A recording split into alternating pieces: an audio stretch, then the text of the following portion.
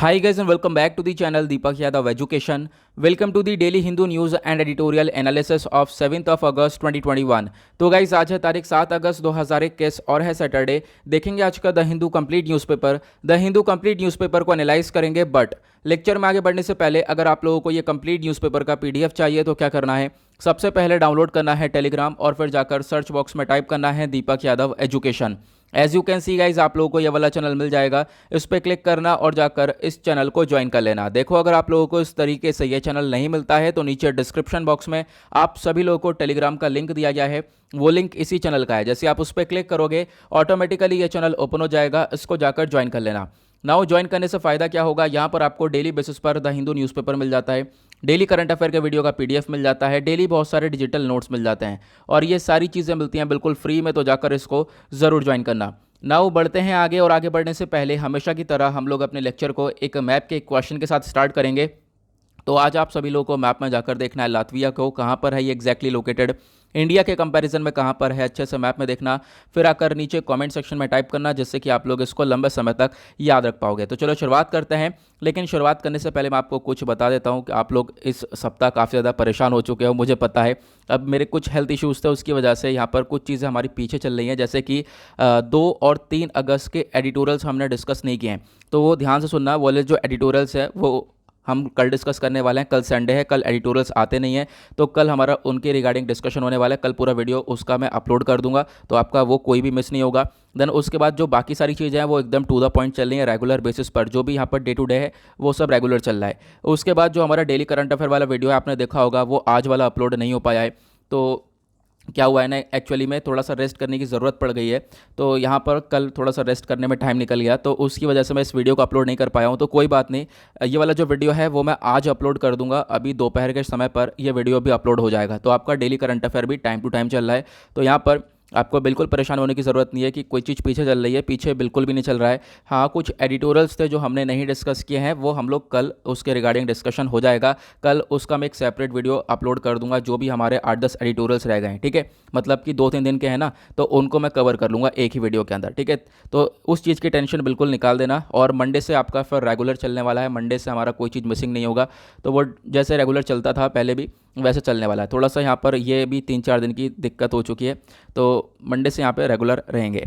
ना वो यहाँ पे आता है पहला आर्टिकल, तो पहले आर्टिकल में यहाँ पे चर्चा हो रही है इंडिया और चाइना को लेकर। तो आपको मालूम होगा इंडिया और चाइना के बीच में एक हुई थी कॉप्स कमांडर लेवल की टॉक, और ये थी 12वां राउंड हुआ था। अब 12वें राउंड के अंदर जो भी बातचीत हुई थी, दोनों ने मिलकर डिसाइड किया है कि गोगरा रीजन से ये लोग डिसएंगेजमेंट करेंगे। पहले मैं आपको मैप दिखाता हूँ ताकि आप लोग चीज़ों को अच्छे से क्लियर कर पाओ। यहाँ पर आप लोग मैप देख पा रहे होंगे, ये इंडिया का ऊपर वाला हिस्सा है, ठीक है। यहाँ पर आपको ये लद्दाख वाला रीजन देखने को मिल जाएगा। अब क्या है ना कि ये जो एरिया, ये अक्साई चीन वाला एरिया आपको देखने को मिल गया, जहाँ पर जो है चाइना का कब्जा है पूरी तरह से। अभी जो डिस्प्यूट हुआ था पिछले साल से, लगातार 1 साल से इंडिया और चाइना के बीच में डिस्प्यूट चल रहे हैं, वो यहाँ पे गलवान वैली के अंदर देखने को मिला। अभी यहाँ पर हॉट स्प्रिंग और गोगरा रीजन के बारे में चर्चा चल रही है, ठीक है। उसके बाद जो पेंगोंग सो वाला रीजन है, यहाँ पर इसकी चर्चा चल रही है। तो देखो अभी जो डिसएंगेजमेंट हुआ था फरवरी के टाइम पर, अभी फरवरी 2021 की जो निकली है, वहाँ पर एक डिसएंगेजमेंट हुआ है। मतलब डिसएंगेजमेंट मतलब जो इंडियन आर्मी है प्लस जो चाइनीज़ आर्मी है वो पीछे पीछे हट जाएं और उस एरिया में शांति को बनाए रखें। तो वो जो डिसएंगेजमेंट हुआ था वो हुआ था पेंगोंग्स वाले एरिया के अंदर। अभी कौन से एरिया की बात चली है, अभी बात चली है गोगरा वाले रीजन की। गोगरा यहाँ पे आपको दिख रहा होगा, और गोगरा कहाँ पर है वो यहाँ पर आप लोग देख सकते हो, ये वाला रीजन है, ठीक है। फिर उसके बाद यहाँ पे हॉट स्प्रिंग वाला रीजन भी है। तो इन दोनों रीजन के अंदर यहाँ पे चर्चा चल रही है कि यहाँ पर भी शांति बनानी काफ़ी ज़्यादा इंपॉर्टेंट है, क्योंकि यहाँ पर अभी भी स्टैंड ऑफ जारी है। और इसी को लेकर अभी एक 12th round of cops commander level की मीटिंग हुई है, जहाँ पर इंडिया के कमांडर्स थे और चाइनीज़ कमांडर्स है, दोनों ने यहाँ पर बातचीत करी है, और यहाँ पे चीज़ें चालू हो चुकी हैं कि डिसएंगेजमेंट जो है वो शुरू हो जाएगा। नाउ अगर हम बात करें, इंडिया और चाइना दोनों ने यहाँ पर डिसीजन ले लिया है कि डिसएंगेजमेंट करेंगे गोगरा एरिया से, जो कि ईस्टर्न लद्दाख वाले एरिया के अंदर है, ओके। और यहाँ पर उस चीज़ के बारे में डिस्कशन किया गया जो कि मैंने आपको बता दिया। फरवरी में पेंगोंग सो लेक के पास से डिस्कशन हुआ था, ठीक है। अब यहाँ पर वहाँ से पेंगोंग सो लेक पर डिसएंगेजमेंट हुआ था। नाउ अब यहाँ पर जो डिसएंगेजमेंट हो रहा है वो हो रहा है गोगरा रीजन से, ठीक है। तो ये काफ़ी इंपॉर्टेंट भी है, क्योंकि यहाँ पर डिस्प्यूट काफ़ी हद तक आपको देखने को मिल जाएंगे, तो उसी को लेकर यहाँ पर कुछ ये चर्चा हुई है। नाउ अभी जैसे हम लोग बात कर रहे हैं गोगरा रीजन की कि यहाँ पर डिसएंगेजमेंट जारी है, ठीक है। अब यहाँ पर डिसएंगेजमेंट चलो कर दिया है, अब क्या होगा कि जो यहाँ पे इंडियन आर्मी होगी एक तरफ जो है चाइनीज़ आर्मी होंगी, वो सब पीछे हटेंगी। तो इन्होंने कुछ टेम्पररी स्ट्रक्चर वगैरह बना रखा होगा, टेम्पररी इंफ्रास्ट्रक्चर को डेवलप कर रहा होगा, उस सब को भी हटाया जाएगा और एक तरीके से इस वाले रीजन को खाली करके वहाँ पर पीस को मेंटेन किया जाएगा। ओके, तो यहाँ पर ये पूरी सिचुएशन क्रिएट हो चुकी है ना। वो उसके बाद आता है एक आर्टिकल छोटा सा, यहाँ पे आपको देखने को मिलेगा, child has right to use mother's surname. अब ये जो स्टेटमेंट है ये दिया है दिल्ली हाई कोर्ट ने। अब आप मतलब नाम से पढ़ के समझ गए होंगे पूरा इशू क्या होने वाला है। तो यहाँ पे बोला गया है कि जो बच्चा है, ठीक है, उसके पास पूरा हक है कि वो मदर का सरनेम भी इस्तेमाल कर सकता है। देखो, फादर का तो कर ही सकता है, मदर का भी कर सकता है, क्योंकि यहाँ पर एक मुद्दा हो गया था, एक आप कह सकते हो पेटिशन डाला गया, जहाँ पर फादर ने बोला कि देखो यहाँ पर जो गर्ल है वो मेरा सरनेम ही यहाँ पर इस्तेमाल करेगी। तो जो है उस चीज़ को लेकर यहाँ पर आप कह सकते हो कि ये दिल्ली हाई कोर्ट का स्टेटमेंट आया है कि देखो यहाँ पर कोई भी डॉटर है या फिर कोई भी है, तो वो अपने पिता या फिर जो माता किन जिनका भी यहाँ पे सरनेम इस्तेमाल करना चाहती है वो सरनेम इस्तेमाल कर सकता है बच्चा, ठीक है। तो यहाँ पर ये चीज़ है, मतलब कि ये देखो ज़्यादा कुछ खास देखने को नहीं मिलेगा, बट क्या होता है ना कि मेंस आंसर राइटिंग में हम लोग जो है इसका इस्तेमाल कर सकते हैं एज अ एग्जाम्पल, और ये बहुत अच्छी चीज़ होती है कि जो हम लोग छोटी छोटी चीज़ें और वो भी करंट बेसिस पर इस्तेमाल करते हैं, तो वो ज़्यादा बेटर देखने को मिलता है। उसके बाद यहाँ पर एक छोटा सा आर्टिकल ये देखने को मिलेगा, सुप्रीम कोर्ट का अगेन एक स्टेटमेंट है। सुप्रीम कोर्ट यहाँ पर ही बोलता है सीबीआई, पुलिस और ये लोग क्या कर रहे हैं, इग्नोर कर रहे हैं जजेस की कंप्लेंट्स को, ठीक है। यानी जजेस जो कंप्लेंट डाल रहे हैं उनको इग्नोर किया जा रहा है। अब जजेस कौन कौन सी कंप्लेंट डाल रहे होंगे कि जजेस को भी खतरा है, क्योंकि जजेस क्या कर रहे हैं कि बहुत सारे हाई प्रोफाइल के केसेस को देख लेते हैं, ठीक है। अब क्या होता है कि उनको भी बहुत सारे एब्यूसिव मैसेजेस आते हैं, बहुत सारे मतलब थ्रेट्स आते हैं, उनको भी एक तरीके से धमकियां वगैरह बहुत ज़्यादा आती हैं। तो यहाँ पर ये सारी चीज़ें आज के टाइम पर ये जजेस फेस कर रहे हैं, और इनके जो केसेस हैं, इनके जो मुद्दे हैं, वो मतलब उनको एक तरीके से इग्नोर किया जा रहा है, इनकी कंप्लेंट्स को इग्नोर किया जा रहा है। तो उसकी वजह से यहाँ पर सुप्रीम कोर्ट ने सजेस्ट किया है कि देखो जजेस के लिए ना, जजेस की प्रोटेक्शन के लिए एक स्पेशल से आपको फोर्स बनानी पड़ेगी, जिसको स्पेशल फोर्स का नाम दिया गया है, ताकि जो है जजेस को प्रोटेक्शन दी जा सके, क्योंकि ऐसे फिर काम नहीं चलेगा, क्योंकि यहाँ पर फिर जजेस फ्रीडम एकदम फ्री होकर काम नहीं कर पाएंगे, ठीक है। तो यहाँ पर ये चीज़ें बोली गई हैं। तो अगर यहाँ पर फ्रीडम कर होके काम करना है जजेस को, तो उनके लिए एक प्रोटेक्शन प्रोवाइड करवानी होगी, क्योंकि वो लोग भी हाई प्रोफाइल केसेस वगैरह देखते हैं। फिर उसके बाद क्या होता है कि अगर उनके पास थ्रेटेंड वगैरह आते हैं, ठीक है, धमकियाँ आती हैं, फिर उनके बाद आप कह सकते हो अब्यूसिव मैसेजेस आते हैं, और फिर उनकी कंप्लेंट सुनवाई भी नहीं हो रही है उनकी, तो फिर इन सब चीज़ों के रिगार्डिंग आपको एक स्पेशल फोर्स बनाना ही पड़ेगा, ताकि जजेस जो है अपना काम कर सके बिना किसी रुकावट के। तो ये सारी चीज़ें यहाँ पर बोली गई हैं सुप्रीम कोर्ट के द्वारा। ओके, नाउ बढ़ते हैं नेक्स्ट आर्टिकल की तरफ, और क्या है हमारे लिए एग्जाम के पॉइंट ऑफ व्यू से इंपॉर्टेंट। अब देखो यहाँ पर एक छोटा सा आर्टिकल ये दे रखा है, कोझीकोडे का नाम आपने सुना होगा। तो कोझीकोडे के अंदर पिछले साल एक इंसिडेंट हुआ था, एक एयरप्लेन क्रैश हुआ था, जो कि आपने थंबनेल में भी देखा होगा। हमने पिछले साल इसका डिस्कशन किया था, तो वही तारीख थी अगस्त के टाइम पर ये एयरप्लेन क्रैश हुआ था। अब क्या है, ये जो एयरप्लेन क्रैश हुआ था इसके अंदर काफ़ी सारे लोगों की जान गई, और आप कह सकते हो कि इसी चीज़ को लेकर इन्वेस्टिगेशन जारी है। अब ये जो एयर इंडिया एक्सप्रेस था, ये क्रैश हुआ था पिछले साल, अभी भी यहाँ पर इसके ऊपर पूरी तरह से इन्वेस्टिगेशन हुई नहीं है।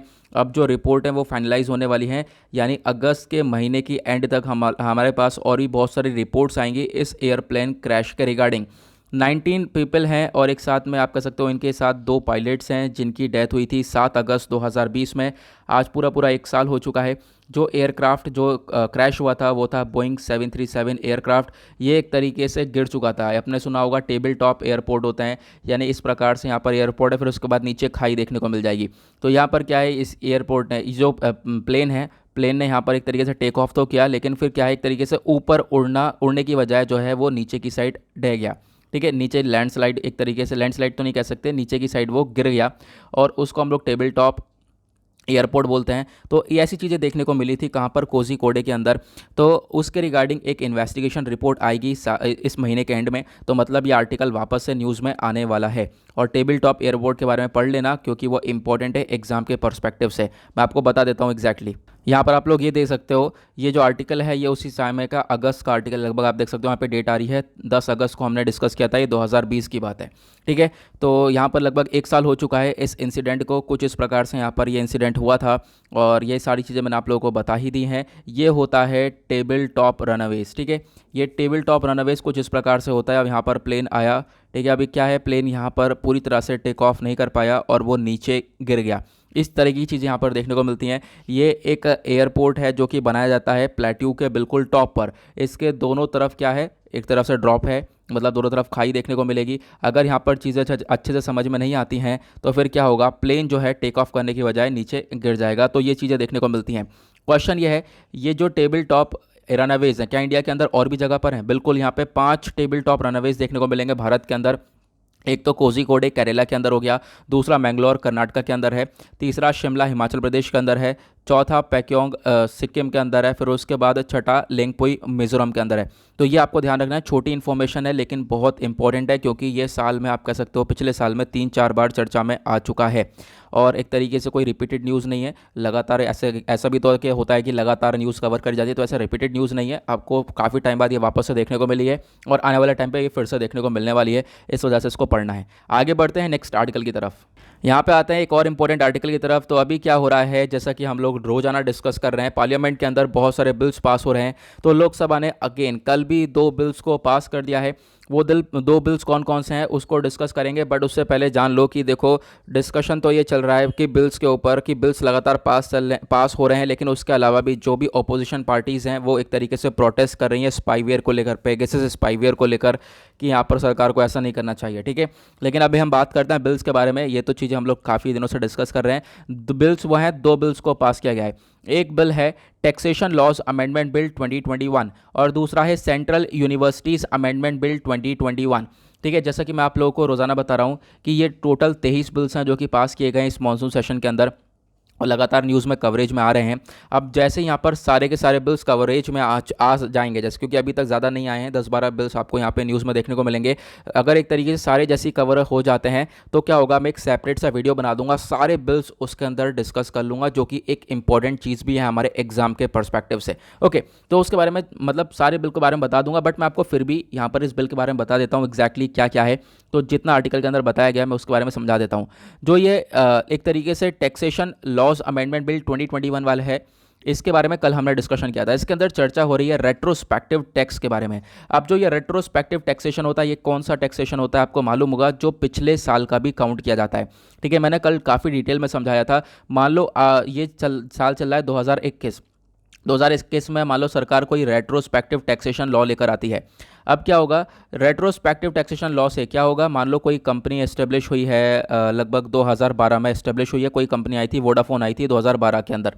2021 में ये लॉ लेकर आ गई सरकार। तो सरकार यहाँ पर कह रही है कि चलो अब ये लॉ आ गया है, अब क्या होगा, इन कंपनीज़ को क्या होगा, टैक्स भरना पड़ेगा। तो कंपनीज कहेंगी कोई टेंशन नहीं है, अब यहाँ पर 2021 से वो टैक्स भरना चालू कर देंगे, ऐसे तो होगा। लेकिन ऐसा रेट्रोस्पेक्टिव टैक्स में नहीं है। रेट्रोस्पेक्टिव टैक्स में क्या है, तो यहाँ पर रेट्रोस्पेक्टिव टैक्स ये बोलता है कि कंपनी जब से एस्टेब्लिश हुई है, जब से आई है, मान लो 2012 से आई है, तो इसको पिछला टैक्स भी 2012 से लेकर 2021 तक के टाइम पीरियड का टैक्स भी भरना होगा।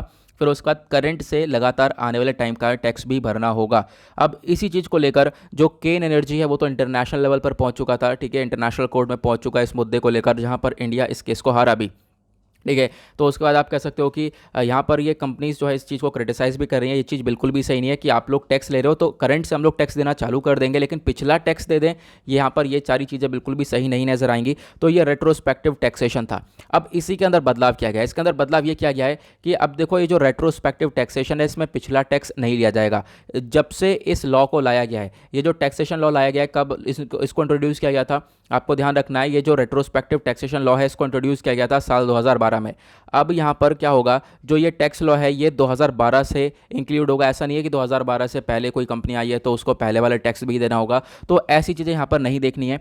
तो यहाँ पर ये छोटा सा बदलाव हुआ है इस टैक्सेशन लॉज अमेंडमेंट बिल 2021 के अंदर। ठीक है, उसके बाद जो दूसरा बिल है वो है सेंट्रल यूनिवर्सिटी अमेंडमेंट बिल 2021। अब जो ये दूसरा वाला बिल है, इसके अंदर जो भी हमारे एजुकेशन मिनिस्टर हैं धर्मेंद्र प्रधान साहब, इन्होंने यहाँ पर इस बिल को लेकर चर्चा करी है। और इस बिल के अंडर में क्या किया जाए, एक सेंट्रल यूनिवर्सिटी को सेटअप करने की बात करी गई है लद्दाख के अंदर। तो लद्दाख के अंदर एक सेंट्रल यूनिवर्सिटी को सेटअप किया जाएगा।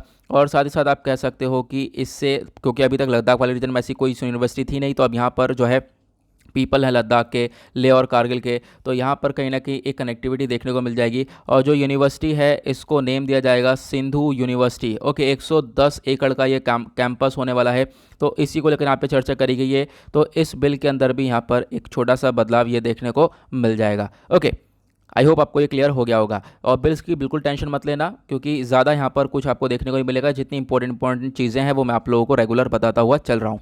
उसके बाद नेक्स्ट आर्टिकल यहाँ पर है, आपने कल देखा होगा काफ़ी ज़्यादा इसको चर्चा में देखने को मिला था। जो खेल रत्न है, खेल रत्न का नाम बदल चुका है और खेल रत्न का नाम अब यहाँ पर ध्यानचंद नाम दिया जाएगा। मतलब मैं आपको पूरा बताता हूँ, जो ये राजीव गांधी खेल रत्न है, ठीक है, अब इनको रीनेम कर दिया गया, रीनेम करके दिया गया है नाम मेजर ध्यानचंद खेल रत्न। ओके, जो भी यहाँ पे अवार्ड्स दिए जाते हैं। अब यहाँ पे हम लोग डिस्कस करते हैं ये एग्जैक्टली मुद्दा क्या है और इसमें कुछ चीज़ों को लेकर चर्चा करी गई है जो कि इंपॉर्टेंट एस्पेक्ट हैं। तो यहाँ पर जो हमारे प्राइम मिनिस्टर हैं नरेंद्र मोदी जी, इन्होंने जो है ट्विटर पर फ्राइडे में अनाउंस किया कि देखो अब से क्या होगा, एक हॉकी विजर्ड हैं ध्यानचंद साहब। अब यहाँ पर अब से ये होने वाला है कि जो ये खेल रत्न अवार्ड है, अब ये खेल रत्न अवार्ड नहीं दिया जाएगा, अब एक तरीके से इसका नाम चेंज कर दिया जाएगा, नाम रखा जाएगा मेजर ध्यानचंद अवार्ड। ठीक है, ऐसी यहाँ पर इन्फॉर्मेशन यहाँ पर देखने को मिली है। अब इस नाम को चेंज किया जाएगा। अब देखो यहाँ पर ध्यानचंद जी के बारे में बताया गया है, लगभग यहाँ पर आप कह सकते हो कि काफ़ी सारे मेडल्स ये लेकर आए हैं भारत के लिए। 3 बार जो है ओलंपिक गोल्ड मेडलिस्ट ये रह चुके हैं। इंडिया के एक बहुत ही ज़्यादा महान हॉकी प्लेयर बोले जाते हैं, हॉकी विजर्ड थे ये बेसिकली। इनका जो बर्थडे है वो होता है 29 अगस्त को, जो कि मार्क करता है नेशनल स्पोर्ट्स डे को, तो आपको ध्यान रखना है। और इसी चीज़ पर यहाँ पर ये देखा जाता है। नाउ आज के टाइम पर क्या है कि अब इनके नाम पर क्या हो रहा है, एक अवार्ड का नाम रखा जा रहा है, जो कि काफ़ी बेटर चीज़ है, क्योंकि यहाँ पर कोई भी स्पोर्ट्स पर्सन है तो स्पोर्ट्स पर्सन का इस्तेमाल करना चाहिए, ना कि कोई प्राइम मिनिस्टर का इस्तेमाल करना चाहिए। ऐसा यहाँ पर स्टेटमेंट दिया गया है अपोजिशन पार्टीज़ का। तो अपोजिशन पार्टीज़ यहाँ पर लगातार ये बोल रही हैं कि जो भी यहाँ पर आप कह सकते हो कोई स्टेडियम हो गया या फिर कोई अवार्ड्स हो गया, ठीक है, स्पोर्ट्स अवार्ड्स आ गया, तो खासकर वो स्पोर्ट्स पर्सन के नाम पर ही होना चाहिए, जो भी लेजेंडरी हैं उनके नाम पर ही होना चाहिए। ठीक है, ऐसा नहीं है कि यहाँ पर देखो कुछ लेजेंडरी का नाम बताया, जैसे कि मिल्खा सिंह, मैरी कॉम, सचिन तेंदुलकर, ये सानिया मिर्ज़ा, तो इनके नाम पर ही यहाँ पर ये स्टेडियम या फिर किन्हीं अवार्ड्स के नाम होना चाहिए जिन्होंने यहाँ पर इंडिया का नाम रोशन किया है। ठीक है, ना कि यहाँ पर प्राइम मिनिस्टर के नाम पर होना चाहिए। ठीक है, यहाँ पर क्या है कि प्राइम मिनिस्टर के नाम पर अगर होता है तो कहीं ना कहीं पॉलिटिक्स देखती हुई नजर आती है, ऐसे यहाँ पे अपोजिशन पार्टीज़ बोलेंगी और अपोजिशन पार्टीज़ बोल रही हैं। साथ ही साथ अपोजिशन पार्टीज़ का ये भी कहना है कि देखो आज के टाइम पर बहुत सारे स्टेडियम है जहाँ पर प्राइम मिनिस्टर का नाम इस्तेमाल किया जाता है, उनके नाम पर जो है स्टेडियम को बनाया गया है, तो उनका नाम भी बदलना होगा।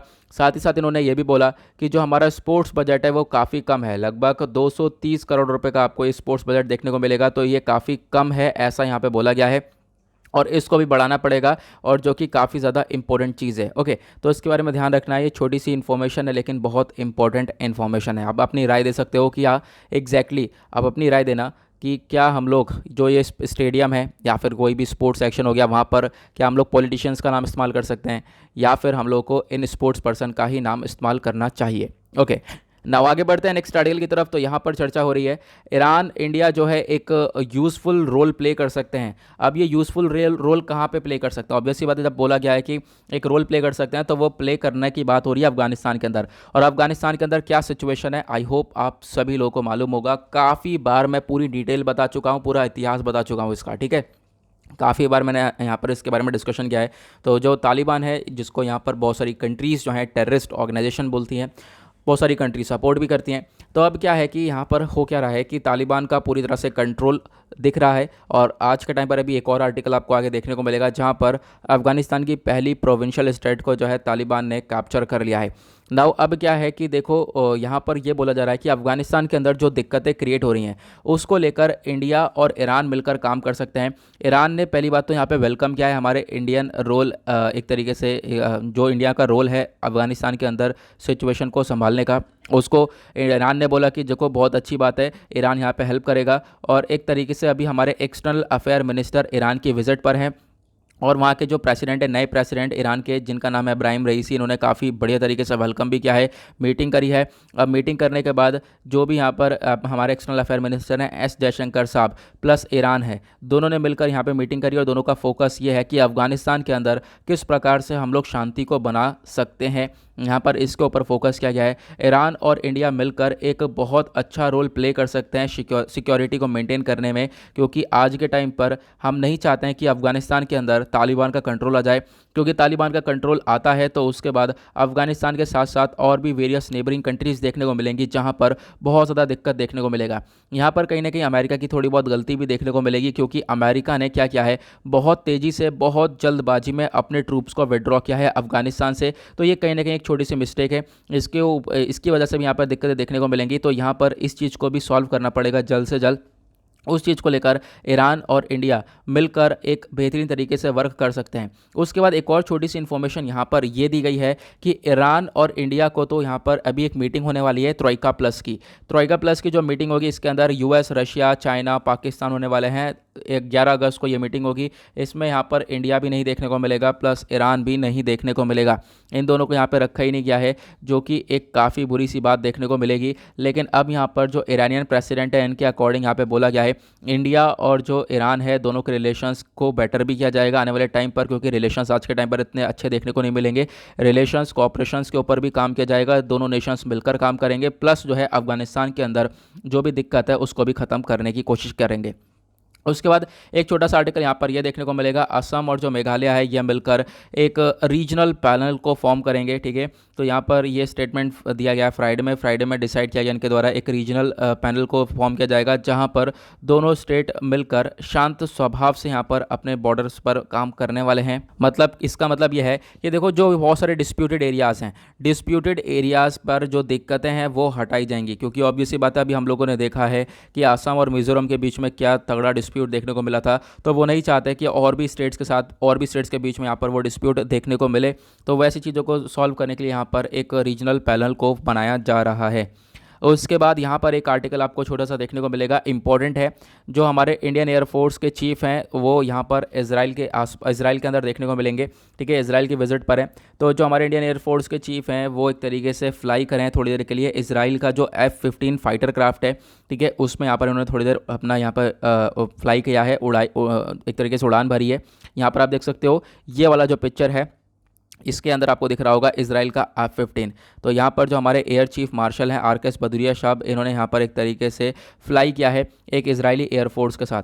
तो यहाँ पर ये तो हो गया। देन उसके बाद यहाँ पर आप कह सकते हो कि जो हमारे इंडियन एयरफोर्स हैं वो इजराइल की विजिट पर हैं, तो ऑब्वियस ही बात है कुछ ना कुछ चर्चा होगी, बिल्कुल चर्चा होगी। जो हमारा एयर सिस्टम है ये दोनों कंट्रीज़ का मिलकर वर्क करने वाला है। इंडियन एयरफोर्स के जो चीफ मार्शल हैं RKS भदौरिया साहब, ये फ्राइडे में एक तरीके से इन्होंने उड़ान भरी है F-15 फाइटर जेट में, जो कि इजराइल का जेट है। और इस बजट के दौरान यहाँ पे अगर हम बात करें तो इजराइल और इंडिया दोनों मिलकर कोशिश कर रहे हैं कि जो अपने बायलैटरल रिलेशंस हैं, बायलैटरल डिस्कशन है, इसको थोड़ा सा और ज़्यादा स्ट्रेंथन करें, रिलेशंस को मेंटेन करें। खासकर डिफेंस सेक्टर के अंदर दोनों कंट्रीज़ को साथ में मिलकर काम करना पड़ेगा। अगर मैं बात करूँ डिफेंस सेक्टर के अंदर इजराइल और इंडिया को मिलकर काम करना पड़ेगा, तो इसके पीछे रीज़न क्या है? इसके पीछे रीज़न यह है कि इंडिया और इजराइल के अंदर जो सिचुएशन है ना, दोनों के अंदर बिल्कुल सेम सिचुएशन देखने को मिलेगी, क्योंकि इजराइल के ऊपर भी आज के टाइम पर बहुत सारी कंट्रीज़ का खतरा देखने को मिल जाएगा। एक तरफ लेबनान, सीरिया, ठीक है, फिर उसके बाद इधर यहाँ पे आपको फिलिस्तीन वाला, हमास वाला एरिया देखने को मिल जाएगा। मतलब चारों तरफ से उस पर अटैक ही अटैक होते हैं। इजराइल को हमेशा अलर्ट रहना पड़ता है। इस वजह से इजराइल का जो डिफेंस सिस्टम है वो काफ़ी ज़्यादा अपवर्ड लेवल का देखने को मिलेगा, क्योंकि उसके आसपास की जो नेबरिंग कंट्रीज़ है ना, वो कहीं ना कहीं दिक्कत क्रिएट करती हैं, कहीं ना कहीं टारगेट करती हैं इजराइल को। उसी प्रकार से इंडिया का सिनेरियो देखने को मिलेगा। इंडिया पे इधर की पाकिस्तान हो गया, फिर उसके बाद चाइना हो गया, तो यहाँ पे कहीं ना कहीं दिक्कतें देखने को मिलती हैं। तो बिल्कुल जो सिनेरियो है ना दोनों कंट्रीज़ का वो बिल्कुल सेम है। दोनों जो सिचुएशन है दोनों कंट्रीज़ की वो बिल्कुल सेम है। उसके हिसाब से दोनों कंट्रीज़ को बायलैटरल रिलेशंस रखने चाहिए। ऑब्वियस ये बात है डिफेंस सेक्टर के अंदर, और इजराइल का डिफेंस सेक्टर अच्छा है, तो हम लोग को वहाँ से चीज़ें परचेज़ भी करनी चाहिए। ऐसा हम लोग देखते हुए भी आ रहे हैं। अभी फ़िलहाल आपको मालूम होगा हम लोग ड्रोन्स वगैरह भी परचेज़ कर रहे हैं इजराइल से, जो कि हमारी काफ़ी मदद करेंगे। एक्चुअली में वो आर्म्ड ड्रोन्स हैं जिनके थ्रू यहाँ पर अटैक किया जा सकता है। ओके, देन उसके बाद एक छोटा सा आर्टिकल ये देखने को मिलेगा, एक पिटीशन डाला गया है। यहाँ पे पिटीशन के अंदर मांग करी गई है कि भाई एक एक्शन लिया जाए प्राइम मिनिस्टर के अगेंस्ट में। अब ये जो पिटीशन है किसने डाला है? एक लॉयर हैं मनोहर लाल शर्मा, इन्होंने यहाँ पर ये सुप्रीम कोर्ट में गए, इन्होंने पिटीशन डाला है प्राइम मिनिस्टर के अगेंस्ट में, होम मिनिस्टर के अगेंस्ट में, और जो मिनिस्ट्री ऑफ होम अफेयर्स है इनके अगेंस्ट में। क्यों? क्योंकि इन तीनों ने मिलकर, प्राइम मिनिस्टर, होम मिनिस्टर और मिनिस्ट्री ऑफ होम अफेयर्स, एक तरीके से हाँ वही हो गए, तो इन तीनों ने मिलकर एक तरीके से क्या किया है, अभी अपॉइंटमेंट किया था जो दिल्ली कमिश्नर हैं उनका, जिनका नाम है राकेश अस्थाना। ठीक है, इनको एक तरीके से दिल्ली पुलिस कमिश्नर बनाया गया है, दिल्ली पुलिस कमिश्नर की तरफ पर अपॉइंट किया गया है। देखो क्वेश्चन ये है कि अब इसके पीछे ये पिटीशन वगैरह क्यों डाली गई है इनके अगेंस्ट में? देखो बोला ये जा रहा है कि ये जो डिसीजन लिया गया है ना इनको कमिश्नर बनाने का, ये बिल्कुल गलत है। क्योंकि अगर सुप्रीम कोर्ट का डिसीजन देखोगे 2019 का, तो सुप्रीम कोर्ट ने यह बोला था कि आप किसी भी ऑफिसर को अगर आप किसी भी पोस्ट पर देना चाहते हो, डीजीपी पोस्टिंग के लिए जैसे आप लोग दे रहे हो, तो कम से कम वो 6 महीने पहले एक तरीके से आप कर सकते हो अपनी जो भी जॉब कर रहा है उसके अंदर 6 महीने तक तो होना ही चाहिए। ठीक है, यहाँ पे आप देख पाओगे supreme court in March 2019 had further clarified that only officer with a minimal residual tenure of 6 months should be considered for DGP posting। ठीक है, यहाँ पर क्या है ना कि एग्जैक्टली आप समझ पाओगे। मान लो कोई व्यक्ति है, मान लो चलो इनकी बात करते हैं, यहाँ पर किसी पोस्ट पर है ये, अब इनको एक तरीके से दिल्ली पुलिस कमिश्नर बनाया जा रहा है। अब क्या होगा, यहाँ पे बोला यह जा रहा है कम से कम दिल्ली पुलिस कमिश्नर बनाने से पहले लगभग 6 महीने पहले तक ये क्या होने चाहिए, ये अपनी जॉब के अंदर होने चाहिए।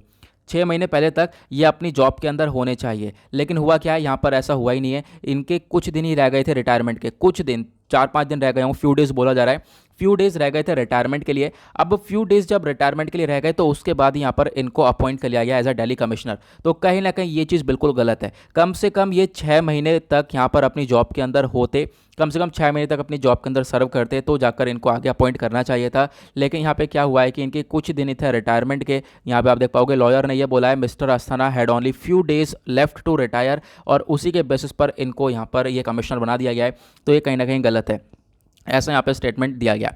देन उसके बाद यहाँ पे एक आर्टिकल देख पाओगे, जो सेलिब्रेशन है वो स्टार्ट हो चुका है, क्योंकि हम लोग मार्क कर रहे हैं लगभग 150 years of iconic artist Abanindranath Tagore. तो अबिंद्रनाथ टैगोर जी का एक तरीके से सेलिब्रेशन किया जा रहा है 150 साल का। अब यहाँ पर आप कह सकते हो कि ये एक काफ़ी महान पर्सनैलिटी थे, इन्होंने बहुत कुछ किया है। अबिंद्रनाथ टैगोर एक नेफ्यू थे, आपको मालूम होगा रविन्द्रनाथ टैगोर के नेफ्यू थे ये। उसके बाद यहाँ पर काफ़ी मतलब मल्टी टैलेंटेड इंसान, जैसे आप कह सकते हो कि आर्ट के अंदर, फिर उसके बाद यहाँ पर बहुत सारी चीज़ों के अंदर, पेंटिंग के अंदर यहाँ पे काफ़ी शौक था। इन्होंने जो है एक आइकॉनिक पेंटिंग बनाई थी भारत माता की। ठीक है, अब जो ये सेलिब्रेशन है लगभग यहाँ पर ये जो अमिताभ टैगोर जी का ये लगभग 150 ईयर्स पर सेलिब्रेट किया जा रहा है।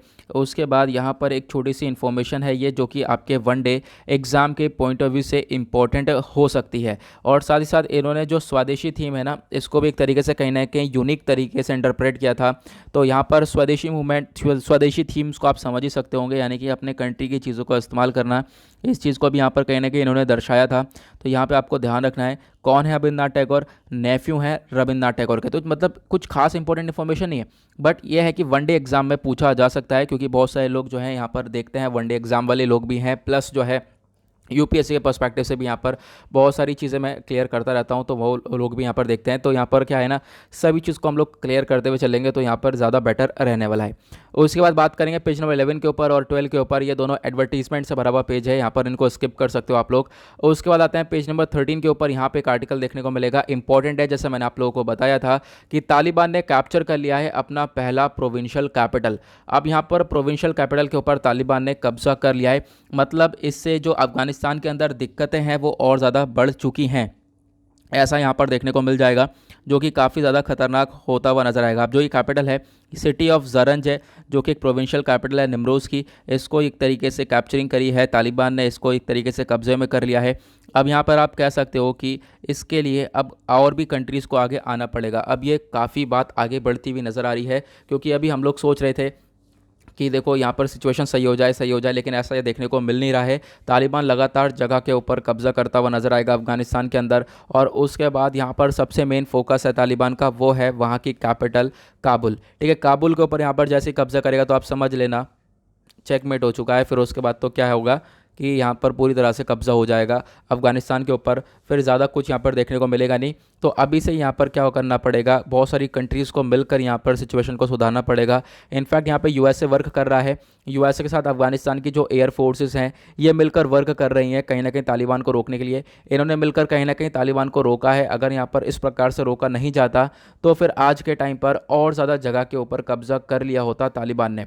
तो यहाँ पर इसी चीज़ को लेकर चर्चा हो रही है, देखते हैं आने वाले टाइम पर ये चीज़ें कैसे सॉल्व होंगी। अभी देखो इस चीज़ के रिगार्डिंग, इस आर्टिकल के रिगार्डिंग ना बहुत सारे डिस्प्यूट आने वाले टाइम पर जो है क्रिएट होने वाले हैं, और आपको देखने को मिलेगा भी बहुत सारी कंट्रीज़ के अंदर कूदेंगी, प्लस जो है इस मामले के अंदर यहाँ पर देखने को मिलेंगी, और ये मुद्दा और ज़्यादा बढ़ता हुआ आने वाले टाइम पर नज़र आने वाला है। तो आपको अप टू डेट रहना है कि क्या क्या चल रहा है एग्जैक्टली। लेकिन उसी के साथ एक और छोटा सा इंपॉर्टेंट आर्टिकल आपको देखने को मिलेगा कि इनफैक्ट वहाँ पर अब अफगानिस्तान के अंदर तालिबान इतना बढ़ चुका है कि वहाँ पर जो गुरुद्वारा था, ठीक है, उस गुरुद्वारे के फ्लैग को वहाँ से हटवा दिया है, तालिबान ने हटा दिया एक तरीके से आप कह सकते हो अफगानिस्तान के अंदर। तो इंडिया ने इस चीज़ की निंदा भी करी है कि ये चीज़ बिल्कुल गलत है जो कि तालिबान के मिलिटेंट्स ने करी है अफगानिस्तान में। इन्होंने क्या किया, जो गुरु नानक साहिब गुरुद्वारा आपको देखने को मिलेगा अफगानिस्तान के अंदर, वहाँ पर एक तरीके से इस जो निशान साहिब फ्लैग है उसको हटाया, ठीक है, हटाकर एक तरीके से जो सही जगह थी जहाँ पे होना चाहिए था वहाँ से हटाकर पेड़ पर टाई अप कर दिया। अब इस चीज़ की निंदा जो है काफ़ी हद तक करते हुए नज़र आएगा इंडिया, ठीक है, और ये चीज़ गलत भी है। तो यहाँ पर ये आपको ये देखने को मिलेगा कि आज के टाइम पर कहाँ से कहाँ तक बात पहुँचती हुई नज़र आ रही है। ओके, उसके बाद एक और इम्पोर्टेंट आर्टिकल है और काफ़ी खास आर्टिकल है। इंडिया, श्रीलंका और मालदीव्स मिलकर कोलैबोरेट कर रहे हैं सिक्योरिटी को लेकर, यानी तीनों कंट्रीज़ मिलकर काम कर रही हैं, तीनों कंट्रीज़ मिलकर आपस में बातचीत कर रही हैं कि किस प्रकार से सिक्योरिटी को थोड़ा सा और ज़्यादा मजबूत किया जा सकता है। इंडिया, श्रीलंका और मालदीव्स ने एग्री किया है, ये लोग वर्क करेंगे बेसिकली 4 पिलर्स के ऊपर। अब वो 4 पिलर्स कौन कौन से होंगे, एक होगा सिक्योरिटी कॉपरेशन, ठीक है, 4 पिलर्स ऑफ सिक्योरिटी कॉपरेशन के अंदर कवर क्या क्या किया जाएगा, मैरीन सिक्योरिटी होगी, ह्यूमन ट्रैफिकिंग, काउंटर टेररिज्म और साइबर सिक्योरिटी। इन चारों चीज़ों के ऊपर ये तीनों कंट्रीज़ मिलकर काम करेंगी। अभी रिसेंटली एक वीडियो कॉन्फ्रेंस के माध्यम से एक मीटिंग हुई है जहाँ पर बहुत सारे लोग थे, हमारे नेशनल सिक्योरिटी एडवाइज़र थे, प्लस और भी जगह कर नेशनल सिक्योरिटी एडवाइज़र थे। यहाँ पर आप देख सकते हो, ये पढ़ सकते हो कौन कौन लोग थे, ठीक है, इन सब के बीच में यहाँ पे मीटिंग हुई है। मीटिंग होने के बाद जो डिस्कशन है वो एक तरीके से यहाँ पर डिस्कशन इस प्रकार से आया है कि हाँ चलो तीनों कंट्रीज़ रेडी हो चुकी हैं कि यहाँ ये लोग काम करने वाली हैं। बेसिकली कौन से आपको ध्यान रखना है, 4 सिक्योरिटी वाले रीजन के अंदर marine security, human trafficking, counter terrorism और साइबर सिक्योरिटी के ऊपर वर्क किया जाएगा। ये चीज़ यहाँ पर आप लोग देख सकते हो और बार बार पता है आप लोग खुद देख पा रहे होंगे, यहाँ पे दोहरा दी बात, फिर उसका नीचे वाले पैरा में दोहरा दी, फिर उसका तीसरी बार यहाँ पर दोहरा दी। तो यहाँ पर क्या है ना, आर्टिकल के अंदर बार बार चीज़ें रिपीटेड आपको देखने को मिल ही जाएंगी। हाँ, कुछ अलग चीज़ क्या है, अलग चीज़ यह है कि देखो दूसरी तरफ क्या हो रहा है ना, जो क्वाड ग्रुप है, क्वाड्रिलेटरल सिक्योरिटी डायलॉग, जिसके अंदर आपको 4 कंट्रीज़ देखने को मिलेंगी, जापान, ऑस्ट्रेलिया, इंडिया और जो है एक कौन सी कंट्री है वो है यूएसए। नाउ यहाँ पे आप लोग देख सकते हो कि अभी जो क्वाड ग्रुप है इसके साथ मालदीव्स एंगेजमेंट कर रहा है, एक तरीके से यहाँ पर भी वर्क करता हुआ नजर आएगा। और जो मालदीव्स का एंगेजमेंट देखने को मिलेगा क्वाड मेंबर्स के साथ, वो और ज़्यादा ग्रो होता हुआ आया है पिछले सालों में अगर हम लोग बात करें। और इसके साथ हम लोग देख सकते हैं आने वाले टाइम पर कि हो सकता है यहाँ पर जो क्वाड ग्रुप से थोड़ा सा और इंक्रीज़ होता हुआ नजर आए।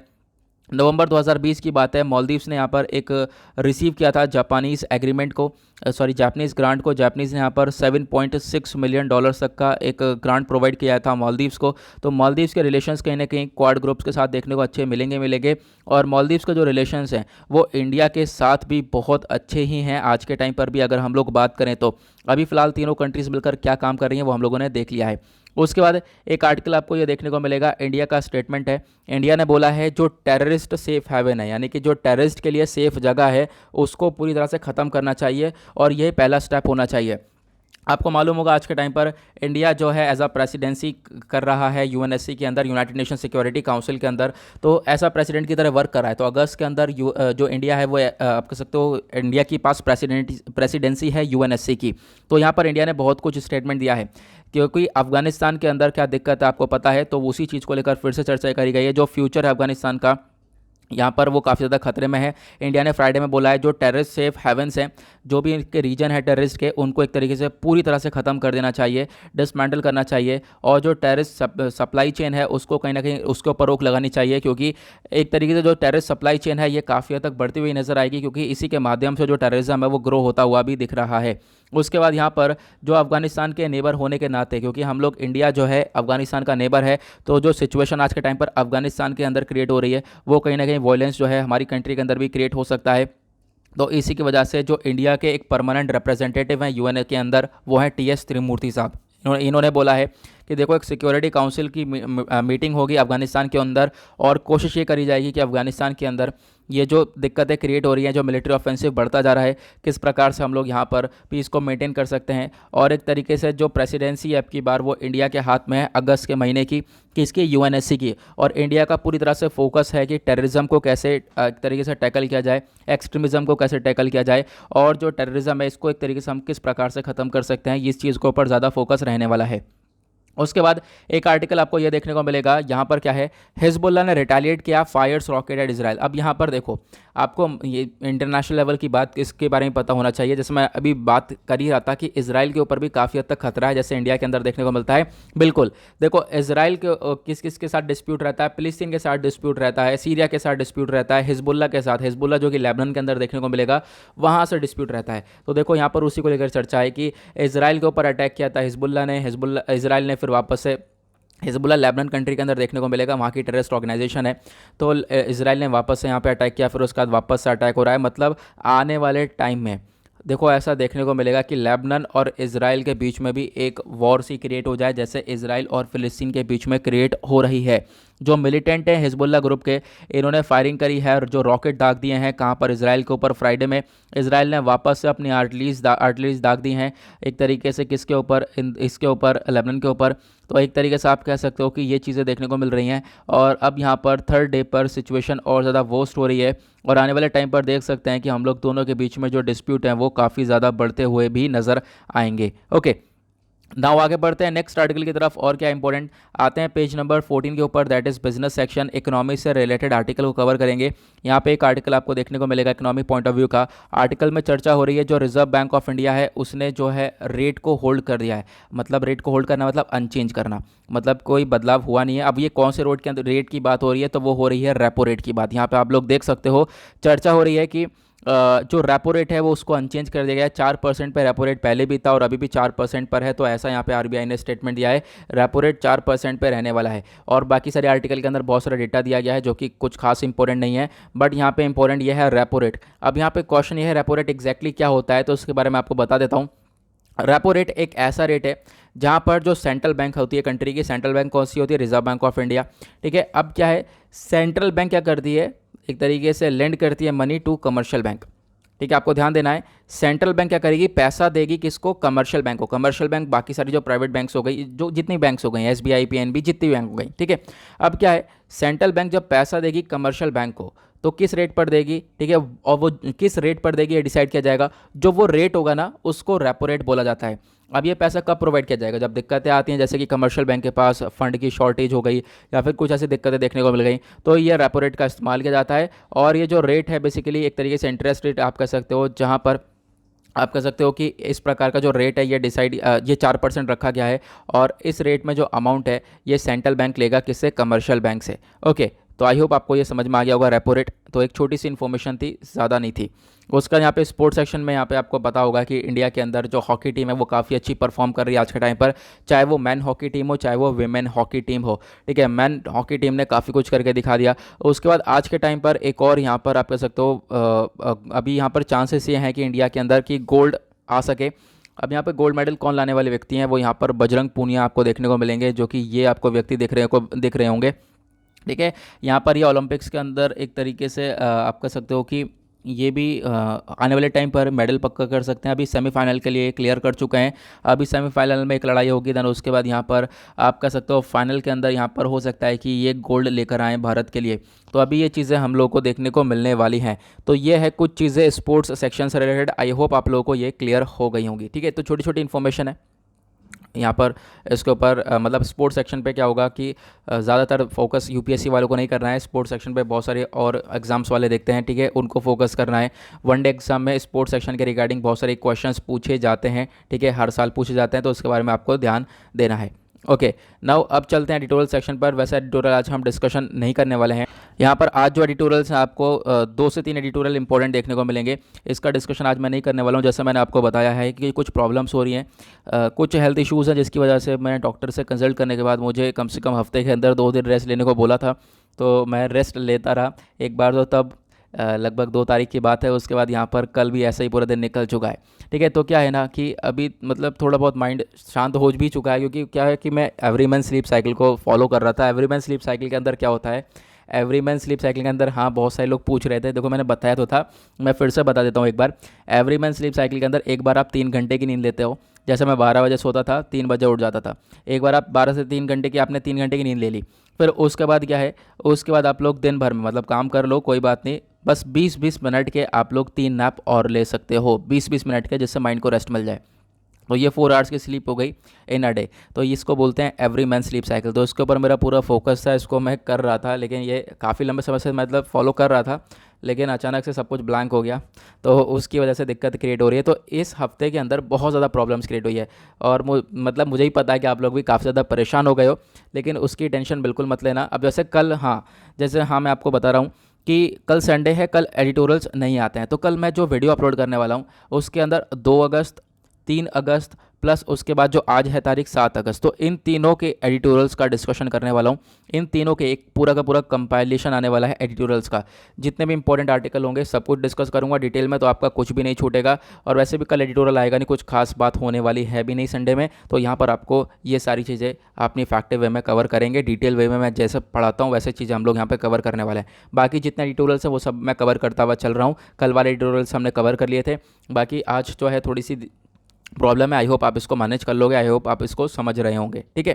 नाउ इसी के साथ करते हैं लेक्चर को समाप्त, और मिलते हैं आप लोगों से नेक्स्ट वीडियो में। अगर आप पढ़ना चाहो तो आज पढ़ लेना ट्यूटोरियल, पीडीएफ तो आपके पास आ ही जाती है। सैटरडे में क्या होता है ना, ये जो दूसरा वाला पेज है इस पर ग्राउंड जीरो का आता है, ठीक है। यहाँ पर सिर्फ आप देख सकते हो 2 ही आर्टिकल्स इंपॉर्टेंट है। एक आर्टिकल ये ज़बरदस्त है, देखो एडिटोरियल के अंदर 2 से 3 आर्टिकल ही डेली बेसिस पर इंपॉर्टेंट निकल कर आते हैं, उसमें से भी जो टॉप के होते हैं वो एक आधी होते हैं, ठीक है। जैसे मैं आप लोगों को पहले से ही बताता हुआ आ रहा हूँ। अब ये जो चीज़ें हैं वो मंडे से वैसी की वैसी कंटिन्यू होने वाली है, तो आई होप आप लोगों को ये सारी चीज़ें क्लियर हो गई हैं। कल आपका ये वीडियो आ जाएगा, कल मॉर्निंग में हम लोग जो है संडे के वीडियो की जगह ये अपना एडिटोरियल वाला वीडियो चलाने वाले हैं। उसके बाद जो आज का डेली करंट अफेयर वाला वीडियो है वो भी अभी दोपहर तक अपलोड हो जाएगा, तो बिल्कुल भी टेंशन मत लेना कि आपका कुछ छूट रहा है, ठीक है। कुछ भी नहीं छूट रहा है, जो चीज़ें हैं वो मैं मतलब तैयार करके पीपीटीज वगैरह रेडी करके रख रहा हूँ, छूटेगा आपका कुछ भी नहीं। मिलते हैं आप लोगों से नेक्स्ट वीडियो में। आज के लिए bye bye, have a nice day, thank you and Jai Hind.